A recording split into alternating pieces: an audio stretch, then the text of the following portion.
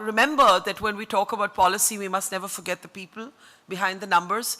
We said in the morning that, a woman dies every 2 minutes. Anuradha corrected that to saying it's now 90 seconds. If we don't watch it, it could become 60 seconds. There are also equally stories of women who have fought successfully and are here to share their stories. So it's my great pleasure to welcome on stage now Genevieve Sambhi. She is a cervical cancer survivor. She's also been the former Miss Malaysia, and may I please have her on stage now. Can we please put our hands together for Genevieve?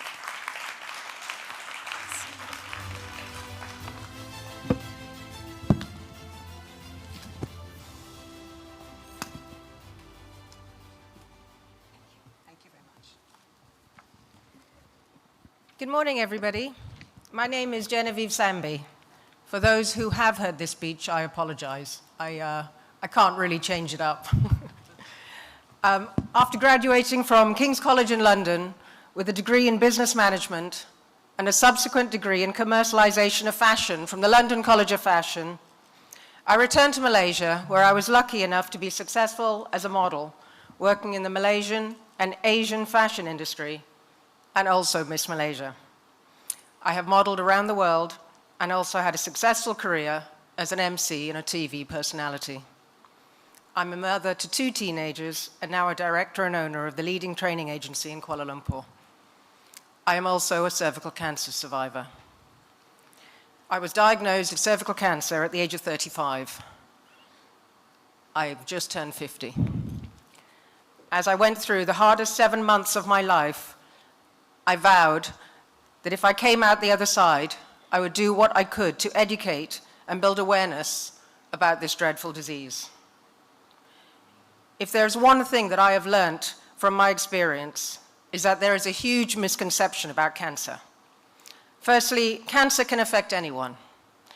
It does not discriminate by age, race, or gender. Secondly, it is not necessarily a death sentence. It can be beaten, and even more importantly, it can, in some cases, be prevented.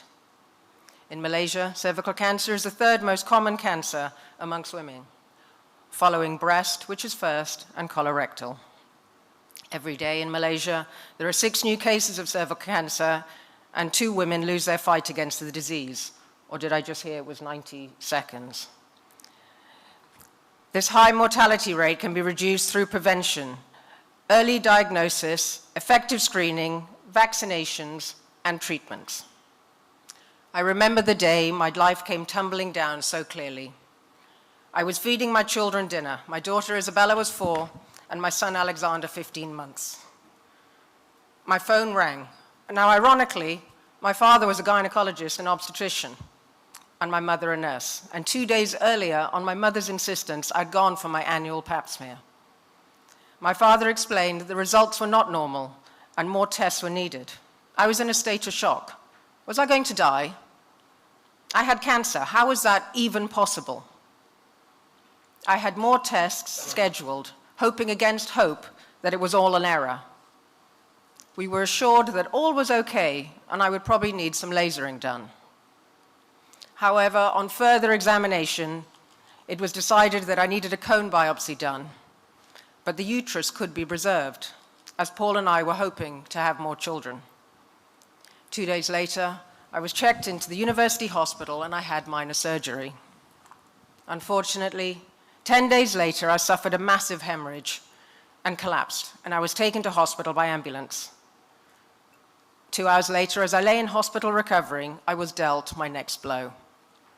It seemed the cancer was spreading, and most likely a hysterectomy was needed. This is when I sat and cried. Oh my God.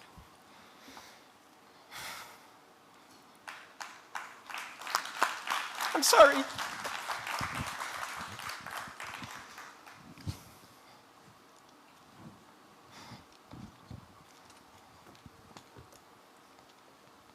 Can I give you a hug?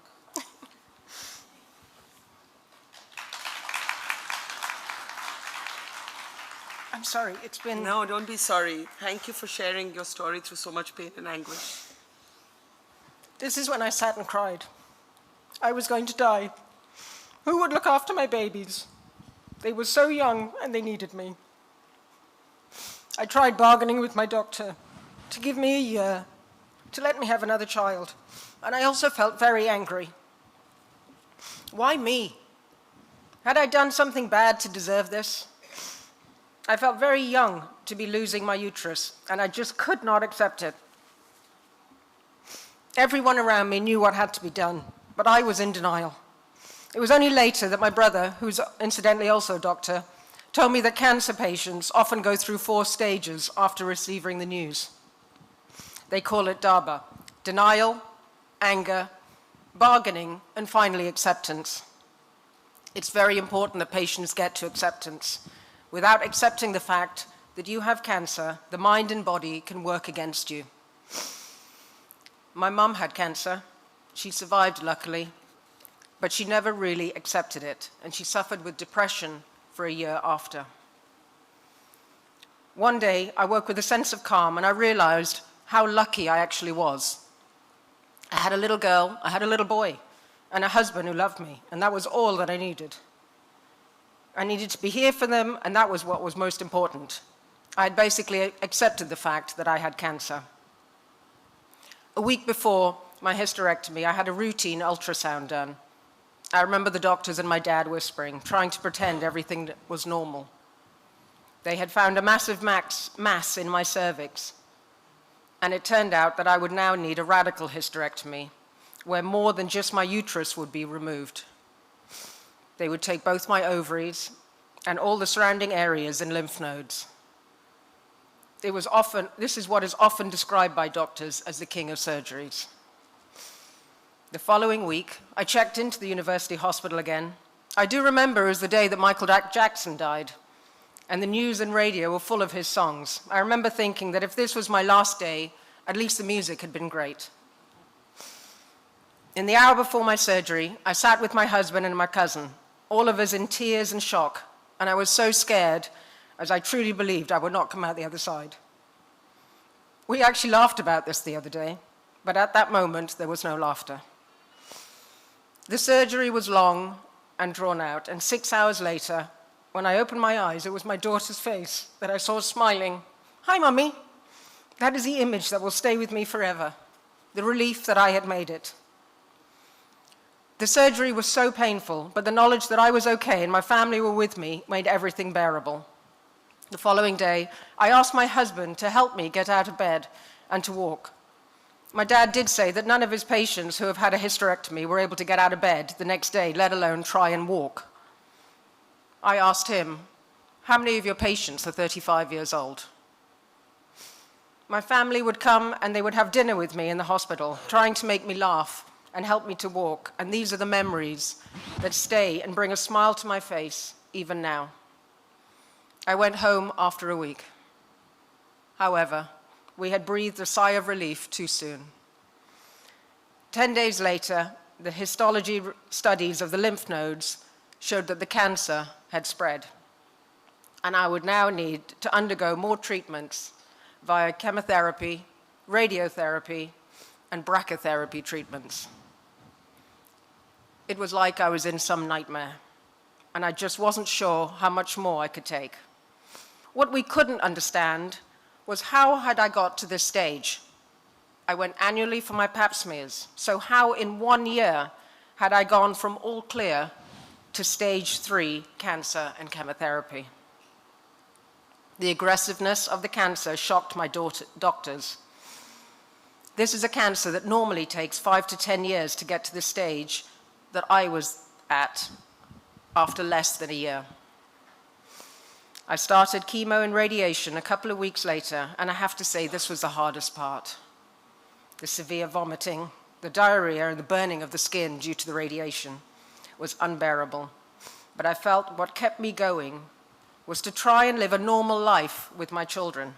I continued where I could to take them to school and look after them at home. My daughter would sit with me in the afternoons when I got tired and would tell me, "Sleep, Mummy, I'm here now." As I vomited, she would hold my hair and tell me everything would be all right. No 4-year-old should see their mother like this, but she wanted to be with me. I used to call my daily hospital treatments my job. My brothers came over from the UK to help, and friends would visit and the amount of people who rang my parents and sent food and love surprised me. My parents' contractor made Chinese herbal soup for me, and there was someone who had heard through friends of friends, and they'd sent for herbs from Japan that were meant to be good. So from Isabella, Alexander, Paul, and my family came my strength to get through this. The times I wanted to give up and I cried, Paul would be there. Going through the final part of my treatment, which was 40 hours of internal radiation, which involved lying still for 40 hours with radioactive rods in me, with no one to see or speak to, and in incredible pain, a picture of my family told me I had a reason to live. And then it was all over. And I vowed to do something. I come from a medical family. As I mentioned, my dad was a gynecologist, my mother a nurse, and yet I knew nothing about cervical cancer. So if I didn't know anything about cervical cancer, then maybe others didn't know, and maybe I could help other ladies. I believe no woman should have to go through what I did. On paper, I am probably the last person who should have got cancer. I was young. I've been with my husband since I was 20. I had 2 young kids. I don't smoke, and I only drink in moderation. And I exercise regularly. Yet I still got cancer. So if it can happen to me, it could happen to anyone. So I have chosen to become an ambassador for cervical cancer, and I make it my mission to build awareness about pap smears and vaccination. If I had not gone for my pap smear, I would not be here today, and my children would be without their mother. Cervical cancer is a treatable disease, and prevention is the key answer to stopping cervical cancer. But unfortunately, the challenge is getting women to come forward to be screened. I've heard various reasons of why ladies won't go for their pap smears, ranging from shyness and discomfort to cost, and also an avoidance of unpleasant news. Only 24% of Malaysian women are diagnosed in time at the early stage, while 76% of those infected only turn up at a later stage. A pap smear is the only way to detect cervical cancer, and through awareness, we have to end the stigma associated with cervical cancer and educate all women, girls, even husbands, brothers, fathers, and friends. I often tell people that a pap smear is about a minute of embarrassment and discomfort, but it could save your life. I'd rather go through that embarrassing 1 minute every day than to endure what I had to. The human papillomavirus causes nearly 99% of all cervical cancer cases. HPV is more common than you think, with 80% of men and women being infected with one type of HPV in their lifetimes. They protect both men and women against cancers caused by HPV. Now, Malaysia did have an amazing HPV immunization program among female students, and this was something we were proud of. However, due to the COVID-19 pandemic, the program was severely disrupted, but there is talk of restarting. At the moment, though, there are more than 400,000 female students who have yet to receive their HPV vaccine. Both my son and my daughter have been vaccinated now, and I feel secure in the knowledge that they are protected and that my daughter will never get cervical cancer and she will never have to go through what I did. Like the saying goes, prevention is better than cure. I have been given a second chance at life. That 4-year-old that held my hair back is now 18. The 15-month-old baby who bounced on my post-operative stomach, he's now a 6'3", 15-year-old.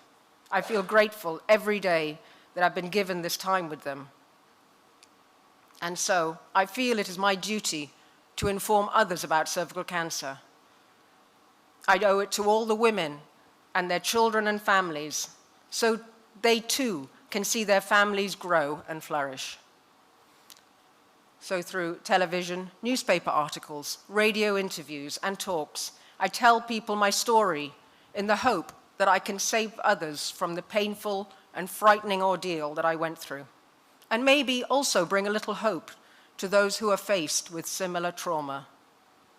I worked closely with the National Cancer Society of Malaysia and became an ambassador for the Power Over Cervical Cancer, the Silver Ribbon Awareness of Gynecological Cancers, and the It's Your Life campaign.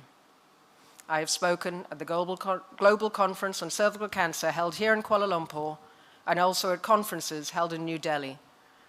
And I'm regularly on the speakers circuit talking about my ordeal and the importance of screening and vaccinations to try and end the stigma associated with cervical cancer. The quote from Sense and Sensibility seems to be perfect here. It is not what we think or feel that make us who we are. It is what we do. So let us do. And I will put up with the nasty and the hurtful things that people say, because there is always one person who will listen. And if I can save one person, then that is one person saved, and I have done my job. Thank you. Thank you. Before we let you go, just if you had to reflect on the one learning that you carry with you through your life after what you went through, what would that be? After going through everything and now knowing that there is a vaccine available that could prevent every woman from having to go through what I did, I don't understand why people are not taking the vaccine. They give their children the chickenpox vaccine with no problem. They give them other vaccines, but yet they do not give them the HPV vaccine. What do you think it is? What is that barrier?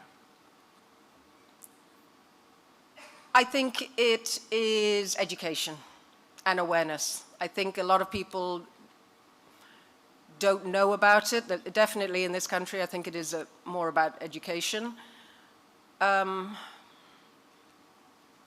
I don't know. I really don't know why, because to me it just seems crazy that you've got something that would prevent your children from going through this awful, awful disease. As I said, both my children are vaccinated. I'm secure in the knowledge that they're going to be okay. Thank you for sharing your story. And I think we all draw strength from the pain that you've experienced. So I'm so sorry. thank you for standing. No, don't be sorry. We are grateful to you. Can we have a big round of applause for Genevieve Sambhi? Thank you very much. Thank you.